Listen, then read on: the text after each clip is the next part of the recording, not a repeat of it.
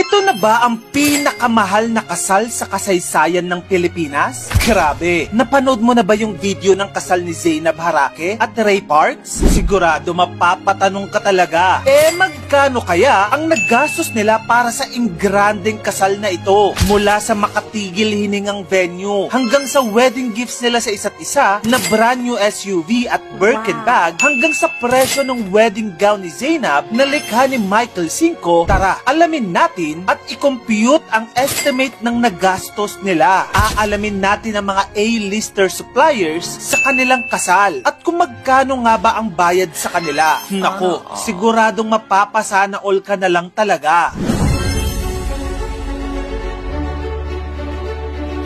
Unahin natin ang venue. Para sa akin, ito talaga yung pinaka-highlight ng kasal ni Zainab at ni Ray. Kasi tingnan mo naman, sobrang ganda. Ginanap ito sa Crystal Palace of Aquila in the Sky doon sa Tagaytay. All-glass pavilion over Taal. At ayon sa aking research, ang bookings ay nasa 750,000 pesos to 1 million pesos ang package nila. Yan ay ayon sa ABS-CBN Metro Style Weddings. Samantala, nag-stay naman sila sa isang 5-star hotel sa Anya Resort Tagaytay. Yung mga villas doon nag-i-start ng 28,000 pesos per night. Royal stay, royal din ang bayad.